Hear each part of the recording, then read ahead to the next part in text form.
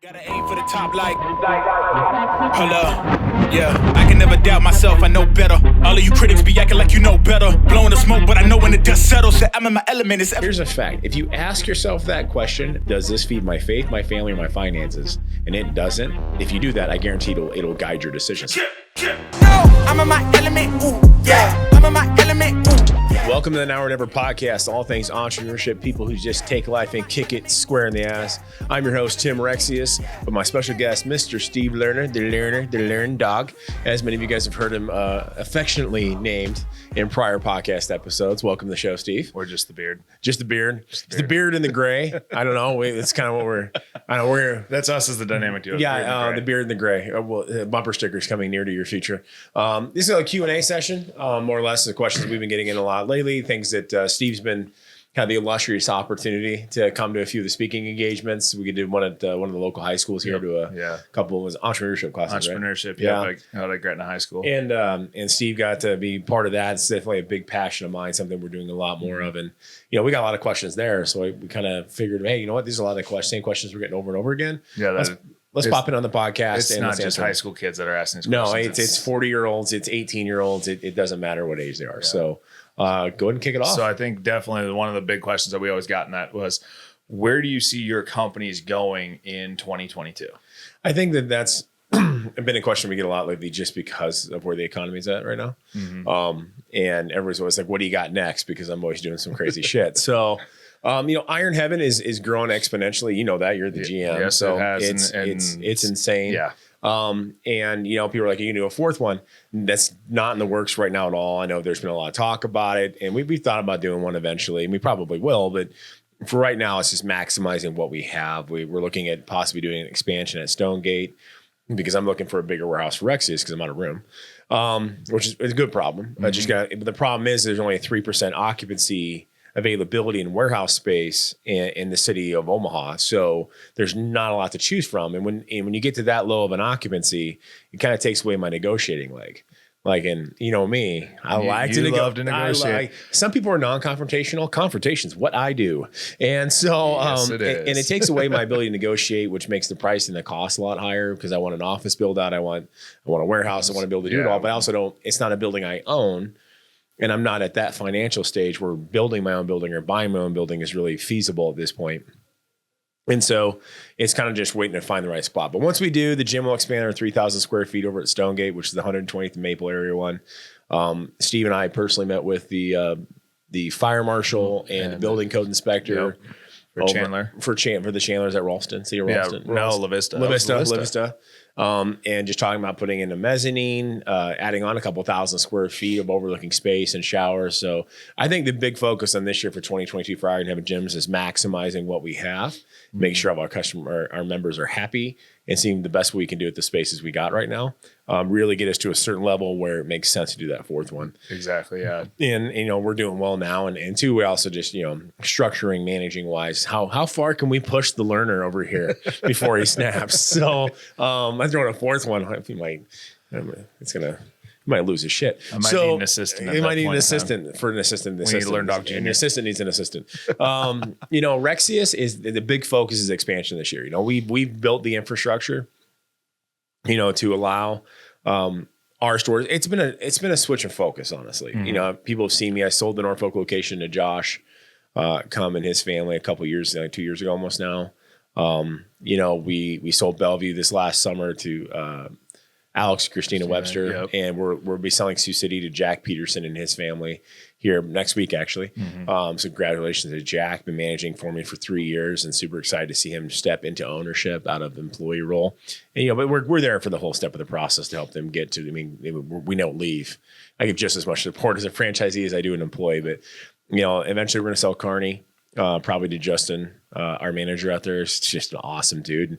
And we have some people really interested in Council Bluffs. And so eventually our goal is just to get to our main 3 here in the Omaha Metro, and everything else will be franchises. And the reason why is because franchise owners just make a lot more money. You have an owner operator invested into the business, you just get that higher quality customer service. And I've seen stores like Ryan down in Hot Springs just absolutely destroy. He's like 9 months or 8 months into his first year. And, it was a new state for us in Arkansas. And I'm just, it really motivates me to see that kind of stuff. I'm seeing other franchises like Cody Guffey out west. Cody's killing it out there. Alex Christina bought Bellevue and destroyed every record I had within 4 months, which is just, proof to the pudding that, hey, ownership is the thing. So, but the thing for us is we have the infrastructure to supply another 30 to 50 franchises very easily with the corporate infrastructure we have, with warehouses, shipping departments, the marketing. I have this videographer. His name's Chad. And the thing is, hi, Chad. He's pretty good. Well, the thing is that, these videos, they're used for all of them. Like a lot of the work we do can be used across 70, 80 locations. It doesn't need to, and so we've already got the corporate staff. And so for us right now, the big focus is expansion of Rexius with the right people. Yep. I'm finding out that I just don't have the time currently. And this is just for you guys listening. Like you got to really seriously audit yourself. Never do business with ego, do business with intelligence. Sit down, pros and cons sheet and really audit yourself. And I'm finding that I just don't have the time to do the legwork for qualifying franchisees. I get so excited. I think everyone can be successful, and they can, in my opinion, if they follow the recipe. If you're going to, don't sign up for a franchise with me if you're not going to follow the playbook. What's the point? Yeah. Trust me, you do not have it figured out better than I do. So you bought into my name. Let me do my job. You know what I mean? Yeah. The playbook works. You have to just take it and implement it. It's like at the gym. You don't hire a trainer at Iron Heaven Gym and then do exactly the opposite of everything they say, because that would be freaking pointless. Exactly. Why are you paying the money if you're not going to listen to them anyways? And that's kind of how I am with franchising. It's just, you're going to follow the playbook. I'll get you there, but you got to follow the playbook. If you're not going to follow the playbook. And so I'm finding myself being much more honest with that conversation. And I just think I need somebody else to help me, qualify it. So I've spoken to another couple here in Omaha who I know who are in this space, and we're starting the process there to start letting them go out and broker Rexius stores across the United States. There's a lot of areas, especially in the Midwest, that there are no stores anymore. After the GNC bankruptcies and the Complete Nutrition bankruptcies, there's just no stores. And seeing how Hot Springs did, I'm like, I think we're primed for expansion. So that's a big focus on ours.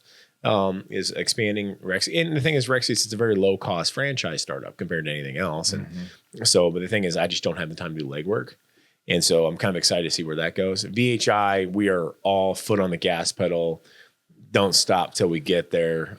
We went big.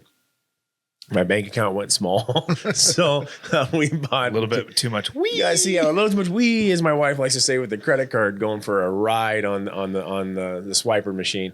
We went big. We have inventory, we have the staff, we've got the structure, we've got the web, we got the software, we've got it all, and so we've added on about 5 different people in more of a part-time or side hustle.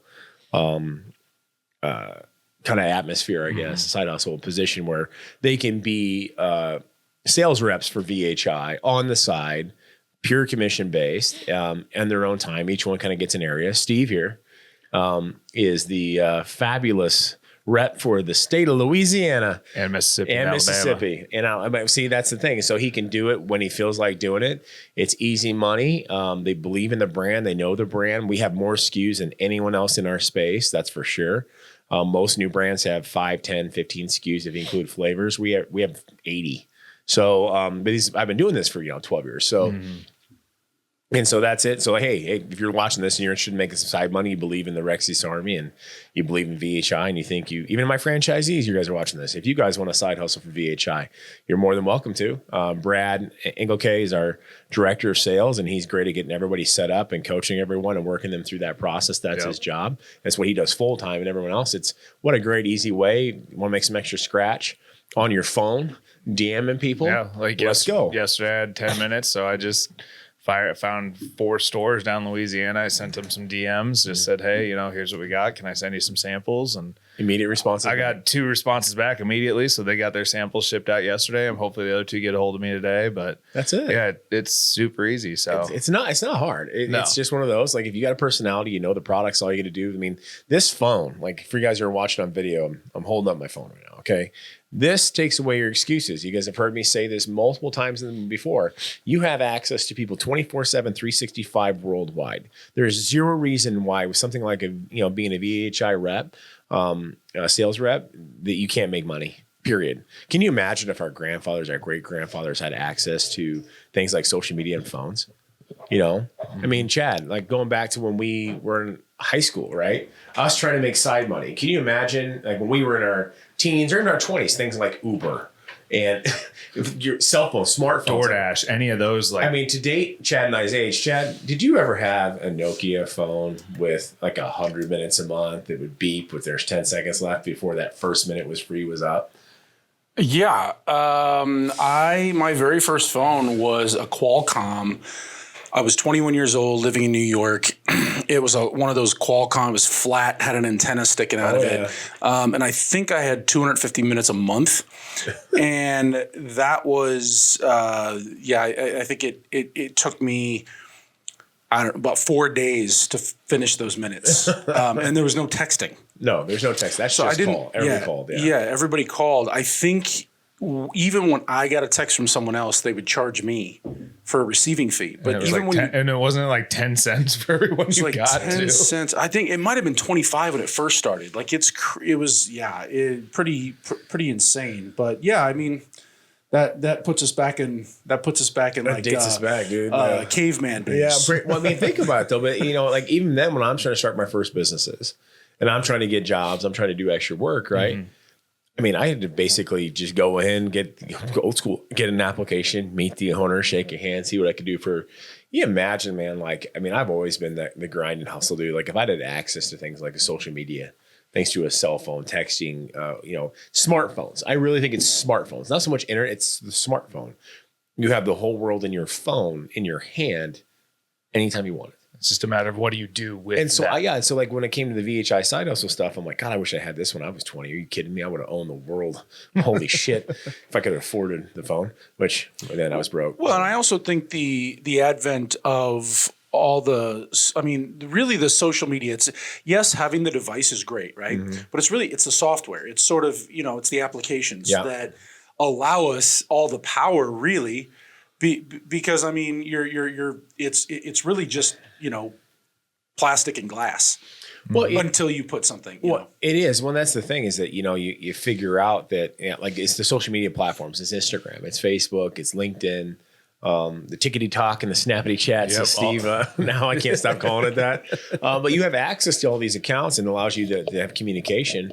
Mm. And and this communication standard changes constantly. Sometimes it was very up to speed, up to par to do things via Messenger on Facebook. And the last 2 years, I can tell you it's not. I mean, the DM on Instagram seems to be a more, I'm professional, but a more welcomed platform. Yep. Messages on LinkedIn, every business person does it. It's played out and it's annoying to almost every person that it just, and emails back. Why? Because texting became so prevalent. Email was dead. They said 2012, 2014, 2015, email is dead. It's all texting. I don't know about you guys, but any text that I don't need to read that's blowing up my phone, I unsubscribe from. Which did what? Email. Because texting, you can't really flag it and save it for later and mark it as unread. That's just how the phones are. Email, you can. Yeah. And email is that thing like, I can categorize this, I can flag it, I can get back to it later. And so email's back. And that's the thing is now your email's on your phone. It's not just, for a while email was dead because people really didn't do the email on the phone. They had the texting, they had some of the apps, they had some social media, but email was still a computer thing and you weren't at your computer all day. Well, now with the new apps, the new mail marketing systems are all on your phone. So anyways, the point is like I gave these guys like a basic, here's how I would message a brand new account.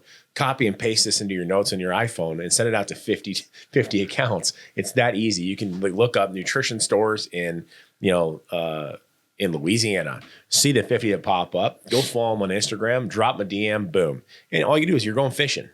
What's the worst thing they say? No. Well, it's not, you don't even know them.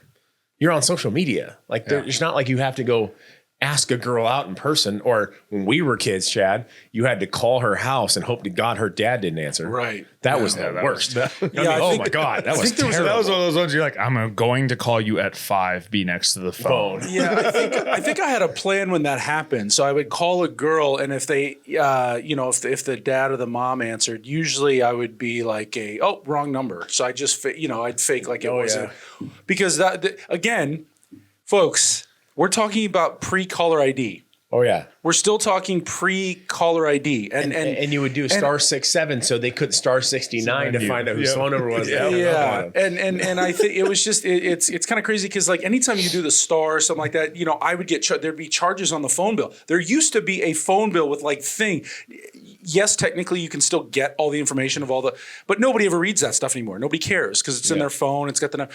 We used to have to memorize phone numbers. You remember that? I used to have to memorize all the phone numbers that I would call. I'd memorize, or I'd have maybe a scratch list of numbers somewhere. But for the most part, I knew Chad's or it was written on your hand, and you had to pray to God you didn't sweat. Well, no, but it away. It's like growing up, like I knew Chad's number, I knew Dave Dooley's number, I knew my parents. Like I knew all these phone numbers by heart. Yep. And now I can tell you vehemently, I have 6 children.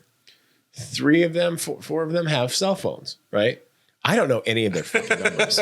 I know my wife's. Yeah. I know mine because that's what's signed into half of our accounts. So what's the last 4 digits of your phone number? Shit. That's it. I remember my parents' number growing up. That's all I got for you. Yeah. I don't know anybody. That's all I know is my parents and my old house phone. Yes, they still have a house phone because 402-371-9292 was my childhood house phone. Yep. 402-379-1059. I've been with my fiance for now 6 years and I still don't know her number. Why? Because it's in my phone and I just type call. Yeah. Right. So what's funny is Kelly and I got a phone plan together, and we're getting married and it's like, she doesn't actually know her number because we had gotten new phones and she had to switch it because she used to be on a family plan. Long story short, I know her number. She doesn't know. I don't even know if she knows my number by heart, but millennials. I mean, what do you expect? We used to have to memorize stuff. Was the thing, And we used to have to court girls. Instead of DMing them, we used to have to actually sometimes literally knock on the door. Hey, You had to go. Is Jamaica? Oh, let's bring that shit up. Is Jamaica home? Shut up. All right. Nope, we're not going to that today. Woo, I'm red. Okay. But it's just it, in these phones. I mean, I always say that, funny you brought that up. Dating and courtship, the same skills it takes for that is the same set of skills you use for sales. Yeah. Yep. It is. You're barrier breaking, right? You're trying to break the ice. Find out what they like. Promoting, okay? Here's why I'm a good deal. This is why you should go out. And a lot of those same skills that you use for attracting somebody of another person, it's the same set of skills you use for sales. Yeah. It's just more or less gift of gab and communication. It's 100% true. And I've had some situations where you would knock on that door and you try to put your best foot. And that's why it's a little nerve-wracking sometimes. But you're right. I think that's a great analogy because it's like you are trying to break the ice and get them to, how do you put it, sort of see value beyond this, first. And then what kind of person is going to represent me, number one, in the dating world, but then what kind of person, if you're in the business world, what kind of person are my other clients seeing in this person that I'm working together? That's why putting your best foot forward is really, really, really important. And that was something I got asked by the high school kids when we did some of these speeches, and I did this in middle school too. I've got a couple of them that, these kids and their communication skills with their phones. I said, here's the thing. Technically speaking, based on a matter of, I don't know how to say this in the easiest way, but technicality, they're actually better at communicating. They're used to the phones, they're used to the DMs, they're used to all these Discord servers and all this crap. What they're not as good with is quick response. Because when you're always in text format, whether that be computer, that be DM or text, you have time to think about it. You have time to structure your sentence. You have time to rewrite it and delete it. You have time to really make sure that speech that you're saying can be perfect. Yeah. All right, we grew up in a society where it was all person to person, and right now you had to be a little better at gift of gab. You had to be a little quicker on your feet. You had to firmly believe in what you thought and really think about it to have that shit roll off your tongue. Articulate it in a person to person, quick response type context. And so that's the difference. It's not so much a communication barrier like people really want to bag down on these kids. It's the inability to do it in person. They're very great, honestly, on DMs and text. Like sometimes my son can articulate something to me better on text because he had time to think about it. When he asked me, especially when they asked me for something, like, "Hey, can you buy this?" And they put it in. They really make the sale well. I'm like, why can't you fuckers do that in person? And you got to think back. I go, they haven't had to. Yeah. That's the thing is, so like parents are out there thinking about your kids are not lacking communication skills. They're lacking in-person skills. That's it. So if you can take what they're learning in communication on a device and put that towards an in-person, because at the end of the day, I don't care how much technology we have. Nothing will ever beat a handshake and a smile, period. And so like I told all these guys who are doing the VHI sales rep jobs on the side, I said, listen, you get 4 or 5 accounts, you get a few sales. I will fly your ass down to whatever state and city you want to go to and go meet them in person. Once you have a few accounts, you're making a few sales. I have no problem paying for the trip, paying for the hotels, paying for the flights and the car rentals.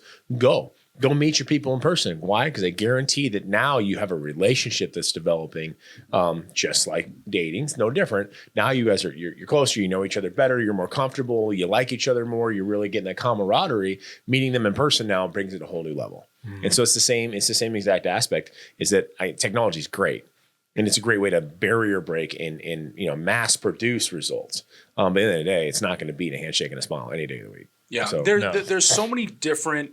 There's so many barriers that you break down when you're in person, and you can get a sense of someone before they even open their mouth. Oh yeah, and I know that's unfair in some ways, because I think that there are extremely smart people who can succeed without sort of being in the room, if you will, and being smart, that's all well and good. Being successful, making money, all those things, you don't necessarily have to be in the room to do those things, but there is something to some people are just better in person, and then you get somebody behind the key, technologically, whatever it is, they're not as good. That can nowadays almost be a deterrent. If you're better behind the keyboard, you can almost get more jobs, and that's kind of sad in a sense that some people are kind of. It's just it's changing so much how we view. Oh, it is, and the thing is that the fact that I'm putting reps back out on the road. One, I think a lot of people have cabin fever. They're ready to go. Yeah. And then 2, because no one else is doing it. I want to keep up with what the trend is. I also want to go to the space that no one's in because it's less competitive, but still efficacious, right? And so sometimes I'm like, okay, I'm doing radio right now. Why? Because there's still some radio out there. There's still a demographic that listens to that. Yep. And nobody else is there anymore. 10 years ago, guys, everyone was in that space. And it's the same thing with on-the-road sales folks, right? No one's fucking doing it. Because company CEOs are looking at that's money I don't have to spend. They can use their phone. I understand the value of that person-to-person contact and I say let's use both.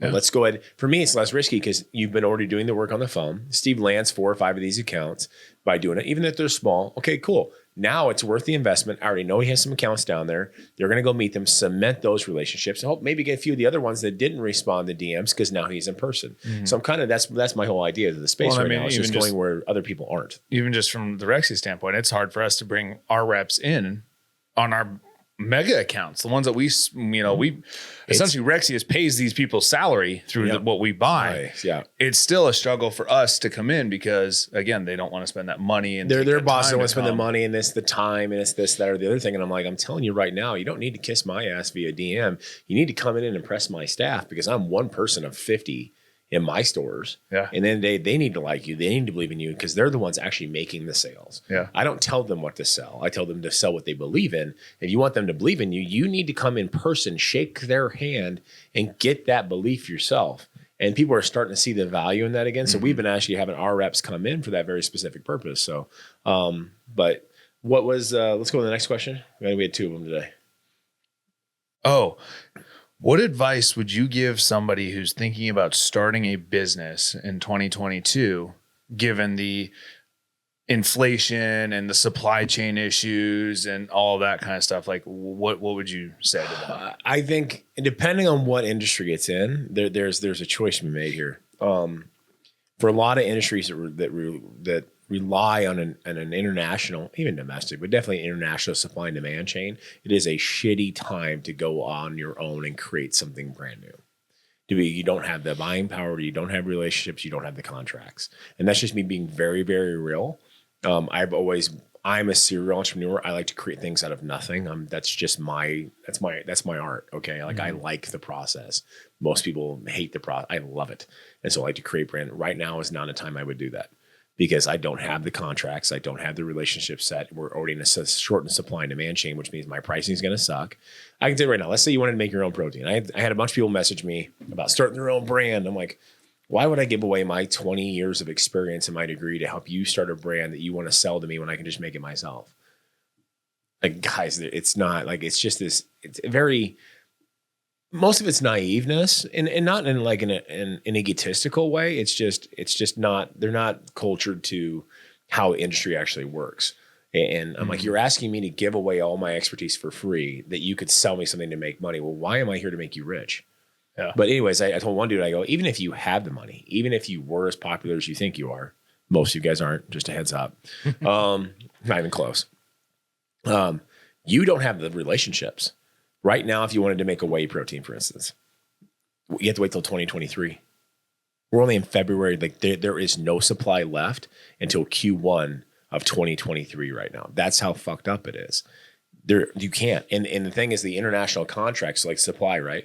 They're not honoring the contracts in China or, you know, in Italy. Nobody's honoring the contracts. So the price that you agreed to upon, like, because it's so inflated everywhere, like it's like the wild, wild west right now. And so if you're going to start something brand new, I'd say don't. Honestly, it's going to be real tough. It's going to cost you twice as much, and there's no guarantee you can even get goods to sell. So buying into a franchise, yeah, it's not a bad time. Ask them the questions. I had a guy email us in from Phoenix about opening a shop, right? And I went through, where are you guys? He asked the right questions. What's your growth potential? How'd you guys do the last 2 years compared to the previous 2 years before that? Financially, expansion, all that things. What's the plans? What's the infrastructure? What's it look like? What's your honest thoughts where the supply and demand chain is? It was cool. That's what I was here doing yesterday morning when you saw me here super early, writing like a 12-paragraph email back to this gentleman and his partner. I'm like, well, hey, we're growing. We're the only one growing. Be real here. Here's where GNC, here's where these other brands are. Here's where I'm at. Here's what I've done. Here's our financial performances. We actually increased. Here's why we did it, because I studied this stuff. I've been stockpiling supplies so that we still have stock when no one else does, which now allows us to be the only one to go to, which is allowing us a massive expansion. We're lower cost. This is why this works well. This is why we're not beholden to this contract. I've got these in place. I went back and forth and was able to say, like, this is why we're a smart bet right now. Also, just in the marketplace, who went out of business, who didn't, where are you looking at? And you're able to do all those. So some good franchises that have either great brand recognition or great infrastructure. If their infrastructure is well, they're growing right now. And if they were sleeping on it, resting on their laurels, they're not growing right now. And they can't lie about it either. Just anybody else who's looking at franchising, like right now, we're all doing our FDD, Federal Disclosure Document updates. They're expensive. Lawyers love it because they get paid a lot. CPAs love it. We have to get audited every year. There's a financial audit inside of our federal disclosure document where they go through and audit every single thing in my franchising LLC to verify that it is legit. Me, McDonald's, Subway, doesn't matter what brand it is. We all have the same document. If somebody's trying to sell you a store and they don't have an FDD, they're lying. They're violating the law. Everyone has to have them. They're not cheap. So you'll know if somebody's serious about being a franchisor if they've gone and spent the $100,000 it takes to create one and the $20,000 a year it takes to update it, which is how expensive it is. Mm-hmm.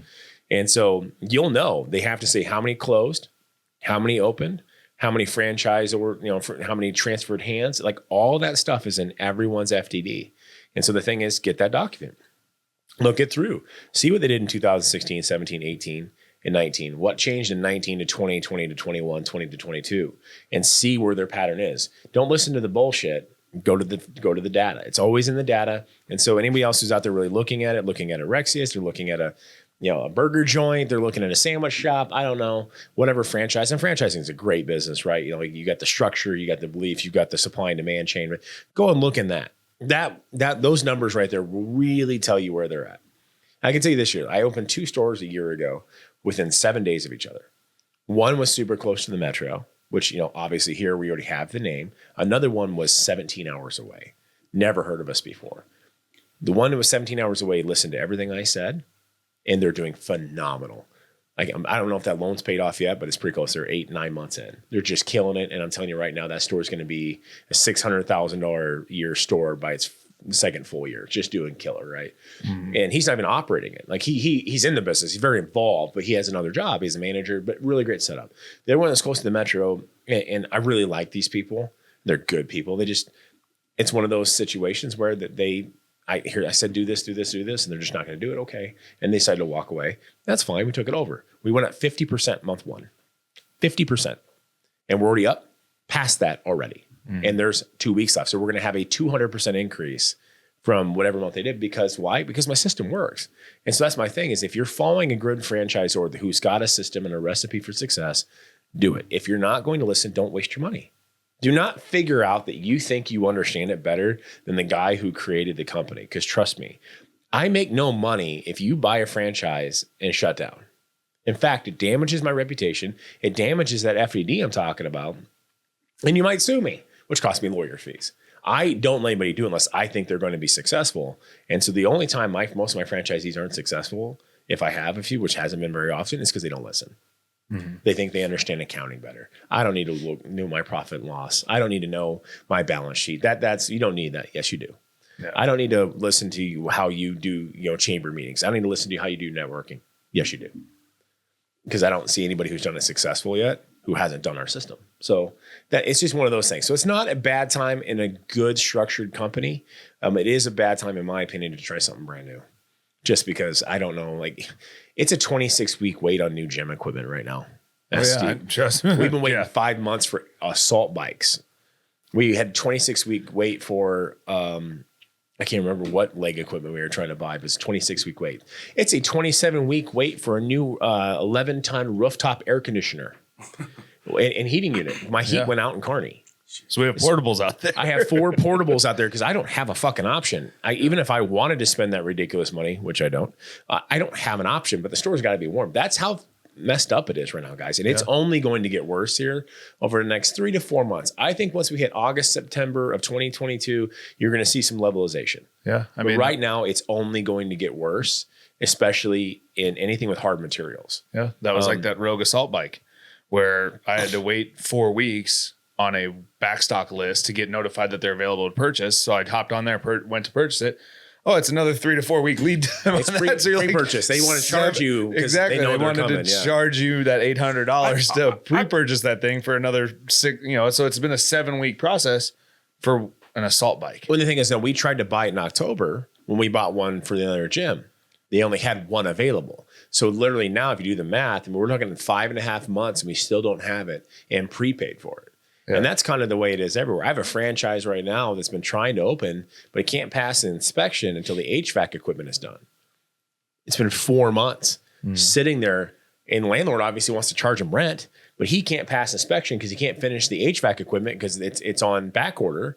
They can't put up drywall until the HVAC's done, so they can't do anything else. It literally is just really slow crawling everything, and it's nobody's fault. The thing is, there's no one person to look at me and go, yeah, it's that asshole. I wish that was the case. It's not. It's just understanding how delicate our international supply and demand chain actually is. And so when COVID first happened, for instance, what you saw was people clamoring to get toilet paper and paper towels, certain food items, hunkering down for the closure, right? And that's just your normal dispensary items, which, they take up a lot of space in warehouses, but they're very light, so they ship them constantly. They don't have a warehouse dedicated to 400,000 square feet in the middle of, Ames, Iowa, that's just full of toilet paper, guys. Like they kind of stick with their normal supply and demand chain. They ship it constantly because it's an easy item, it's light, and that's why you saw those issues. Realizing that all those shutdowns we had in 2019, 2020, all those little times right there, 2020, I should say. What happens is you have places in China, you have places in Iraq and Afghanistan and Austria and Australia that produce different things in the supply and demand chain that shut down for 2-3 months. Some of them were on remote work. Some of their countries shut down way longer than us. Well, they're always sitting on a year's supply. So what happened is you didn't really notice it going in through 2020 and 2021 because they were still selling old supply, but they're still backlogged 6, 7, 8, 9, 10 months. And all of a sudden, we hit in 2021, end of Q3 into Q4 of 2021, and all of a sudden everybody runs out of shit at the same time. And that's what happened. And you would like to think that in America we make our own air conditioners. We don't. Okay. We don't make a lot of our own shit. And that's not just us. A lot of other countries rely on shit that is made here. It's plastics. And then all of a sudden what happens is There's a shortage on the shipping rates go up 330% internationally, 25% domestically. You're looking at a 200% increase in caffeine. You're looking at a 600% increase in sucralose, the sugar alcohol they use in diet pops. And just so people understand, like it's fucking everything. And it's going to take us a while to not only catch up, have the price come back down and have a surplus. It's going to take a while.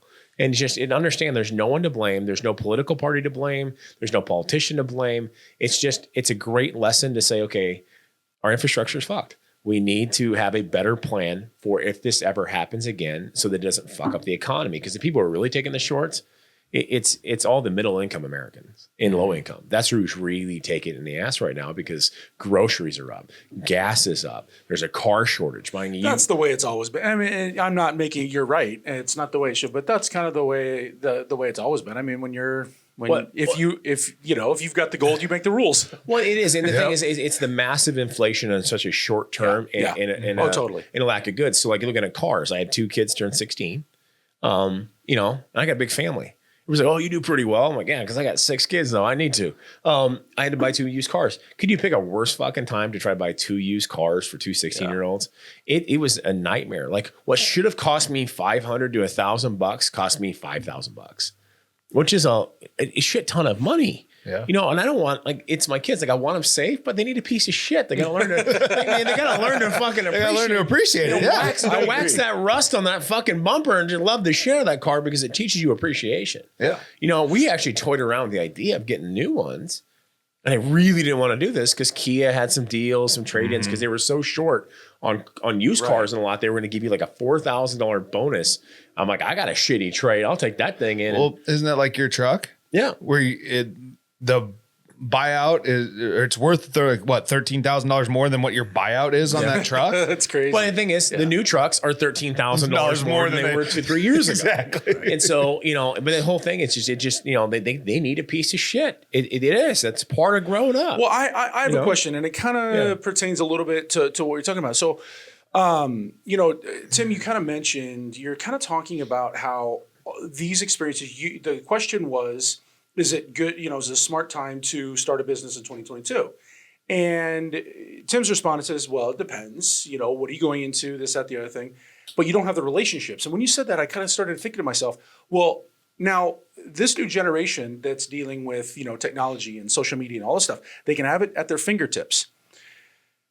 Is there a sense, are you getting a sense that there's this overnight success that people are looking for? Yeah. They want it because human beings are kind of naturally, instant gratification. We kind of want it right now. And it's getting even worse. How is that affecting? Well, I think for me, the people that we're dealing with is that we became very much more social media popular like the last 3 years, right? The last 4 years, especially. And it's like, you're like an overnight success. Yeah, it took me 20 years to become an overnight success. And people didn't see the first 10, 15 years. Right. But all of a sudden, we're social media, we became popular, right? Mm-hmm. They didn't see all of a sudden gym, store. They didn't see the years where I was working the shop, barely breaking even, actually in the red, delivering pizza on nights, doing wood floor refinishes on the weekend. Living in your car. And that was college. But, this is just when Rexius stuff. When all my kids got every present used on Craigslist or Marketplace, every bike they had, every game system they ever bought was all used. And that people don't see that, right?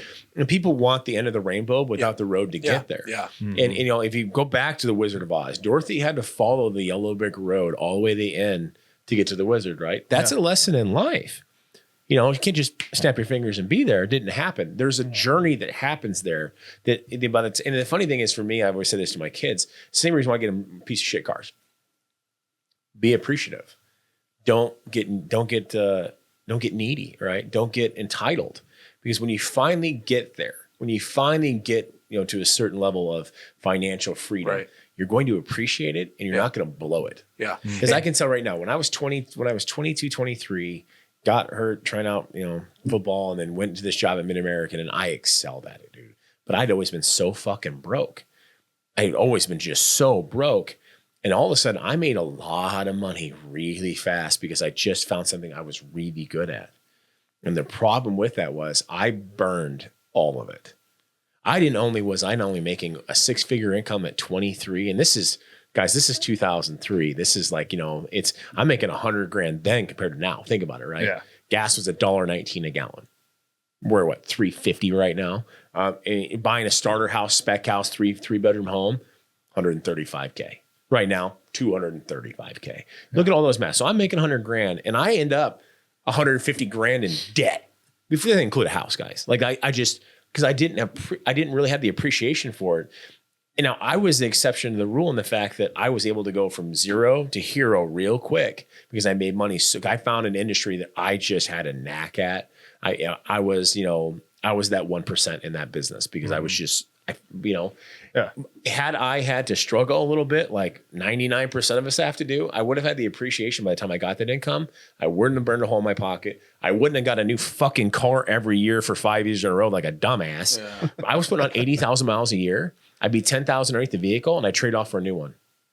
And so all of a sudden I'm $40,000 underneath the vehicle year one. It took me, and I had that same truck now after 7 years into Rexius because I had to pay the fucker off. So, but that's the whole point. It's people see that, and this is what we're getting. I've had this happen with a lot of people that we've mentored and stuff. And they're like, oh, we want to own stores and gyms like you and Brittany and have this. I go, that's awesome. Like I'm very flattered when people want to have that. They call me and Brittany their goals, right? That's great.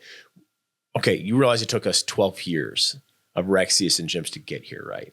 It was not 12 months, 12 fucking years of literally her and I trying to like, okay, well, we can pay this bill, but that one's future Tim's going to handle that shit in a couple weeks, and it's going to be a few weeks late. Guys, that was only me and Brittany 4 years ago. But I knew what I wanted to do. I was willing to take the risk. I knew I bet on myself, that I had the work ethic, that I believed in my vision to do it. But there was a lot of struggle, a lot of sacrifice that had to happen with our kids. With like Lexi being our oldest, a lot of things that she didn't have that the other kids are going to get. And now I understand, like my parents, like you spoiled my baby brother. Well, I get it. They didn't have the money when we were younger. But all of a sudden, 10 years later, they did. Because they get in their 50s and they started making, there's a whole income jump that happens. But there is something to be said about starting out. If I hadn't started out with an 1979 Oldsmobile Royale when I was 16 years old, and instead I had some sort of souped up BMW, I would not appreciate, because right now I'm driving the nicest car I've ever had, and it's a Honda, guys. I mean, it's a nice Honda. I'm not upset about it, and I have payments on it. But the thing is, if I had started at 16 with like a souped up BMW with dubs.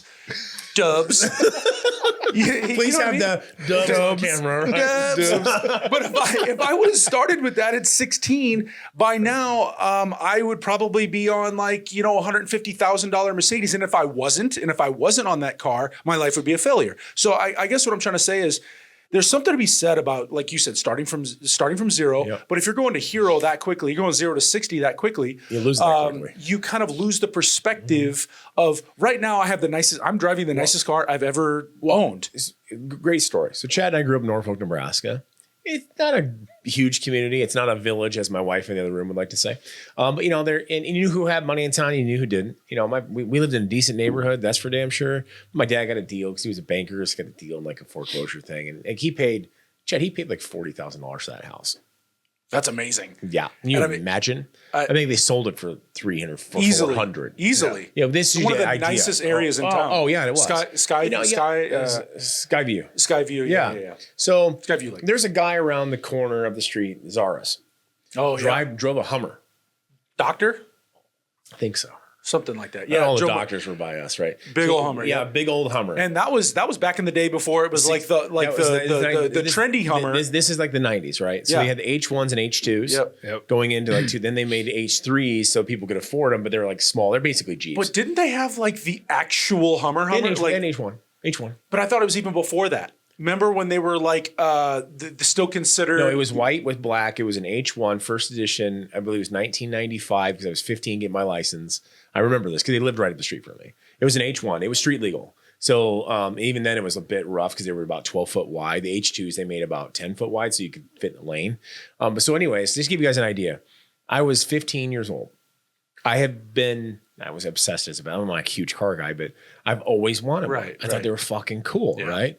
And then I thought they were douchey when they made the H3s. Hey, I'm going to act like I have money, but I don't. So this is basically a Jeep with the same grill. And I just thought they were cheap, but I've always wanted one. They quit making them. Now there's the electric Hummers, and I'm looking at these prices, and they're already pre-sold. They haven't out yet. I'm like, I don't want to spend that much money on a fucking car. Yeah. But here's been a goal of mine, and we're talking 26 years. I'm 41 years old. Well, talking about my truck. Well, I'm selling my truck because I'm buying out my lease. It's worth 10 to 13,000 more than I owe on it. And then I'm looking at the new trucks. I don't want to spend 60, 30, 70, $80,000 on a car. Nothing about that makes me, but I've always wanted a Hummer. So I started looking for Hummers. Well, in Columbus, Nebraska, I might go do this next week. We're negotiating. I'm trying to buy out my lease. There's an 05 H2 classic, big old Hummer, 60 some thousand miles on it. And now the car I wanted when I was in my teens and 20s, I could finally afford my 40s, but it's the same model from my 20s. So, but guys, that's 26 years but of it's me a good working example, to get a car that I think will look cool. It's the long game. It's for the business. It's going to be a concept car. We're going to deck it out because that way we go to events. I usually ride my wife's car wherever we go because she's got all the amenities. Boosh. Yeah, boosh, car boosh, but it's got heated seats. It's basically like a private plane. It is. And so it took me 26 years to get to a point where like I'm playing the long game where I'm like, okay, I can finally afford the Hummer, and then laugh because I talked to my brother last night. He goes, "You're finally getting one." It's like the new ones. I go, "No, 05." He goes, "So let me give me this straight. The car you wanted at 25, you're literally buying the same year as when you were 25." I go, yeah. He goes, "You are such a cheap ass." I'll take that as a compliment. Yeah. I can't go spend $100,000 on a car. If I could afford it, I still wouldn't anyways. I can't afford it. So, but the overnight success thing is just it's outplayed. Perspective. It's you're going to cause more damage and dig more of a hole to take you even longer to get to success because because here's the thing is people have this financial wherewithal with the phones and to get crazy loans and nothing wrong with that. For people who have the work ethic, they're going to dig a hole of debt, expecting the business is just going to pour in the door the day they open. It doesn't work that way. Everything has to be earned. And so this whole need to be an overnight success. I heard somebody say, I'm going to make 6 figures. I'm going to speak that into existence. That's not how that fucking works. You have to work it into existence. You have to work a shitload in existence. And that's still really hard to get to that number. And when I hear these high school kids, and God love them all, like I love dealing with that age group, the college and the high school kids, because they're very impressionable. And I'm like, listen, I want to be what I needed at that point. I want to give you that secret to success. I want to help you find that path. Like, I'm going to be a billionaire. I don't think you understand what that means. Yeah. I'm going to be a millionaire. I don't think you understand what that means either. So yeah, do I have some family members who are making $1 million? Yes, I do. Are they in their 40s before they ever get there? Yes. Did they have to give up a lot of things, a lot of the experiences and vacations that maybe a lot of you guys had in your 20s and 30s? They did. Mm-hmm. A lot of them were in school until they were 28. Residency, fellowship, didn't actually start making any actual money until their mid-30s. Like I'm talking, didn't make more than $12 an hour as a resident, moonlighting on the weekends, working 4 jobs during medical school until they finally get their first contract at 35. And then what they do is they spend the next 8 to 10 years staking every money they make as a doctor. Maybe they're getting paid $500,000 a year. 400,000 of that's going to fucking student loans, okay, guys, and malpractice insurance. And this isn't until they're like 43, 44, 45, where all of a sudden now they make money. Understand that shit. When you see certain doctors or you see certain lawyers, how long it took them before they ever made money. So, like my little brother would say, like he's an attorney, he's still grinding, he's in his mid-30s. A lot of his friends were buying homes 10 years ago, buying those nicer cars, taking those trips and vacations. Fucker was in school and then tax school and then specialty tax school and doing all those things to get to a point now where he's like, okay, now I have to pay off these loans. So it's going to be till he's 40, but once they're done, boom, he has this. So understand that, be a doctor. I have these kids, I want to be a doctor or lawyer so I can make a lot of money. I don't think you understand what that means. If you want to be good at your job, you want to be specialized, your grinding may not be at work. It may be working on school. The grind, nobody, unless you inherit money, and I don't know anybody who really has inherited money in my life, gets to success and has that house, has that car, has that lifestyle, doesn't work their freaking face off. Like I work 80 hours a week. Just before the podcast, these guys are in here. Probably got to hear me on the phone with my doctor. I'm like, listen, lady, my balls are dragging right now. Okay. I need to increase my testosterone dose. Can I get HGH? Anything can I get my thyroid meds bumped up? Why? Because I'm not going to stop grinding 90 hours a week. I go, how about you give me the meds to make it possible? Okay. Because I keep myself healthy, but I'm fucking old. So I and that's the thing is like, people think I've got this lifestyle that, they see my wife's car, they'll see me driving a Hummer, like this crap. Like, I understand I am earning it still. And I don't, my vacations, we're going to take a 2-day trip. It is literally 46 hours. That's how long my wife and I will be gone. Because that's about how long as we can afford to be gone before shit hits the fan and we have work to fucking do. We have so we'll do a lot of trips. People see us if we pack it up on social media. What they don't realize is everyone wants to do like a 5-day trip this summer. I can't take fucking 5 days off. Yeah. Are you shitting me? We were just talking about that the other day. I can't. I have 6 kids. I have 6 kids in 3 companies. I don't get the luxury of having vacations. I really don't. If I do a 5-day trip ever, which happens about once every 2 or 3 years, it is literally a trip for Brittany and I. It's a vacation for the kids. We don't really get to relax. We actually kind of make it a working trip so we can keep things. Yep. It's for my kids to have experiences, and pay them back for dealing with my insane schedule. That's what it is. But as far as a personal vacation, I can tell you right now, the longest trip Brittany and I have ever taken was 4 days. It was a mission trip in Mexico, sleeping in a tent, building homes. And the only reason it was 4 days long is because I didn't have the option of making it shorter. Somebody else was driving the bus. So that's it, because that's a sacrifice I make. So if you see the lifestyle that Brittany and I have now, I don't think people quite understand the work that is going in to produce that lifestyle. And it's this overnight success. You have all this shit. I go, I don't have anything. I've earned every last thing. I didn't inherit shit. I've never been given a fucking dime. And I have gotten everything I got. If I want something else, I will find a way to earn it. Yep. And I think, so far, in your kids, listen, Steve and I talk about this. I think a lot of parents our age, who have high schooler kids have seen this certain gap between our age group and the millennial age group, the people who are in their early 20s to mid, maybe some late 20s. There's about an 8 to 10 year gap there where I'm going to be very real with you. The work ethic fucking sucks. They expect to have it now. They want it now. They deserve it. That's the first term you get. That's the entitlement. Yep. That, I should have this. I should already do this. I'm making $1 million by this. I'm going to make $1 billion doing Bitcoin. I'm going to do day trading. I'm going to do all this shit that isn't actual work to become a billionaire. So I can be, their biggest goal is to be an influencer. All this crap, right? When everybody in their mid to late 30s and their 40s realizes that that's all bullshit, I got to grind. I'm looking to join up with a company that I have opportunities with and I can be a part owner and I can buy into and grow with and grow my family with, something to leave my kids and leave a generational wealth type situation that I didn't get, And then what you have is that we all have kids in high school. And so we're like, listen, don't be like these douchebags right here. Don't be like this group. Okay. We want you to do this. And so Steve can attest to this. How many of these high school employees that are the 16, 17, 18 right now that are probably some of the best freaking employees I have ever seen in the last 12 years? Oh, hands down. And any company I got. In the gyms, I mean, my high school kids kicked the crap out of the 24, 26-year-olds that I had. Like, I'd let them go because I'm like, you guys don't do anything. The high school kids, they want to pick up shifts. They want to work. They want to learn and listen. Learn and listen and do exactly what I tell you. I don't have to come in here and be like, hey, I need you to do this and this. It's already done. Like, I gave a speech at the Gretna High School. This kid had the courage to send an email immediately to my website being like, I don't care what it is. I want to be involved. I want to support, I want to be part of this. Da-da-da. I'm like, Steve, hire this fucking kid. Yeah. We're hiring the kid. Because I'm like, you know what? That took way more balls than any of these 20-somethings who were entitled. And that's the thing is, I have half my 27-year-olds who literally think that I should employ them on the days it works perfectly for their particular mood. Oh yeah, that's like going back to the gym. So we're only staffed 25 hours a week, right? So I had a 24, 26-year-old that I had working full time. Here's what you're gonna have. You're gonna have first access to all that. They're personal trainers too. I'm like, here, you got first access to,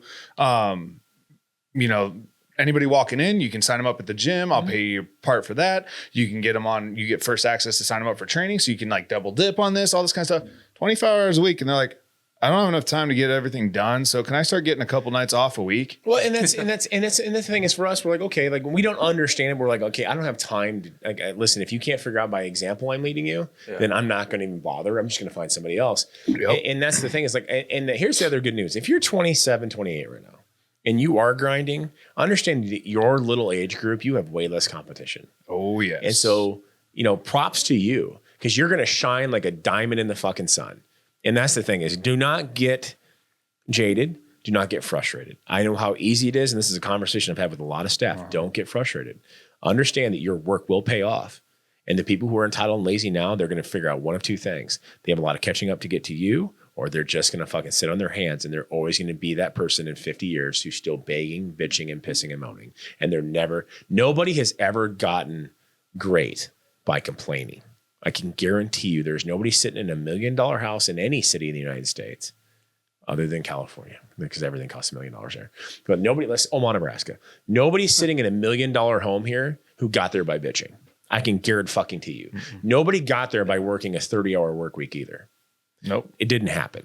So if you want that shit, understand there's a cost and consequence. Do the fucking work. And that's the thing. It's like, I know Chad's it's amazing because you deal with so many different people in your job that it's amazing that how many people that expect a deal. Well, right? It's funny because the last point I'll make, I know we're getting to the end here, but I was just thinking with what I do, I work with influencers. There's this whole phenomenon out there with influencers. And I started to think, like, how did that even get started? Well, it kind of makes sense. There's an economy out there that is changing and growing, and it's instant. You can have a camera, you've got your phone. I mean, we got all these devices and all these gadgets, right?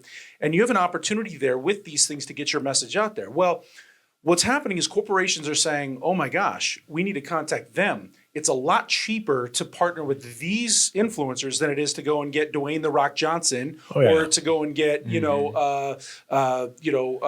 Tom Brady or Jennifer Lopez or something on our products.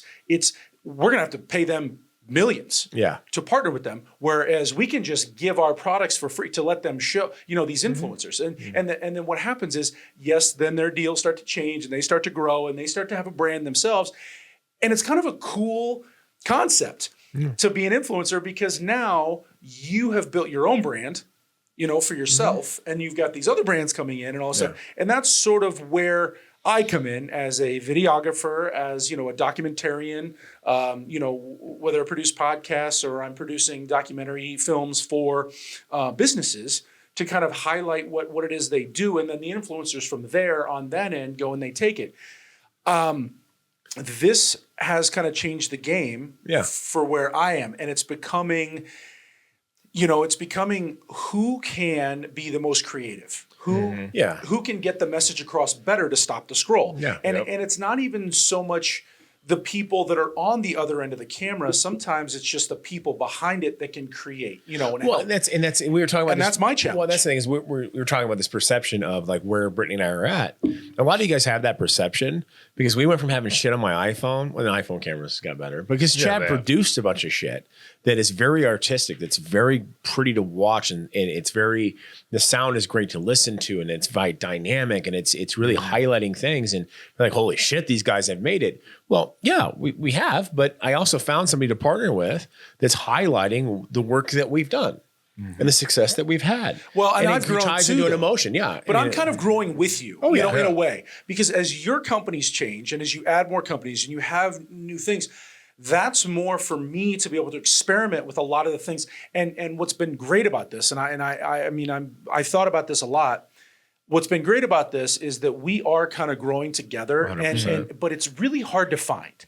That kind of situation is hard to find. And I'm trying to grow within that too and bring other people in on my side that can kind of see that same thing. But when you work with certain people that expect it a certain way or whatever, and they want that instant gratification, I'm still learning every single day. Well, I think a lot of it comes down to just how we were raised though, Chad. Yeah. It's the kind of schooling that we had, the kind of faith that we had. And I think the reason our partnership works, the reason my partnership with a lot of my staff, my partners here works is because we both want the best for the other person. Yep. You know what I mean? Totally. And so if you make it, I'm going to make it. Yeah. And it's the same exactly. point. Honestly, like Chad does something, cool. I'm like, oh, dude, that's awesome. He gets bigger. He gets new clients, right? He gets new cameras. Yeah. These new cameras, all of a sudden, I don't look as gray on the camera. I look younger. Like, holy shit, it's something that's work. He looks younger. I'm gonna go buy that shit. It's all because Chad got a different account and bought a new fucking camera. Yeah. That's the whole thing is it's all success. And it's the thing is when you really hope the other person's successful, you want yourself to be successful too, but it's like if Chad came to me in 6 months from now, or a year from now, and say, hey, dude, like with all the success we had, he got offered a thing and a gig he had to go do where he's going to be gone for 6 months to a year, so he can't do us anymore. I'm going to be sad because my boy's leaving, but I'm going to be happy as fuck because my boy just got some massive success. I'm going to tell you right now that will never ever happen. I will make sure that I leave somebody behind to that's on the team. Kevin Hart calls. You're my new documentary. Come on, Chad. Yeah, and you're gone. Well, no, I know. Of course I'm going to do that documentary, but I'm never going to just abandon because I'm still going to make sure that I put somebody in my spot that's just as good as me that can still. Well, see, and that's like I told people about chamber meetings and all that kind of stuff and meeting and shaking hands. I'm like, Chad, you got to come with me to these things and meet other people. You know, that's the whole point. It's like when you have good intentions, not only for yourself, but for every person around you work with. 100%. And that's the thing. Logan Irvin, I talked about this last night, that when you've worked in cutthroat industries before, you have a definite appreciation for being valued. Mm-hmm. And the thing is, everyone we do business with or that works with me or works for me, whatever, I show them they're valued. Because at the end of the day, I'm paying you to do a job because I can't do it. I don't have the time. I don't want to. Whatever it is, I value that. Your time is valuable to me. Yep. Chad's time is valuable to me. His success is valuable to me. Your success is valuable to me. You know, that was the thing. Like when Steve left teaching to come GM for us, I'm like, I want to make sure his time is valuable. He's getting paid for his time. He sees growth. He's valued. He's appreciated. He's growing personally.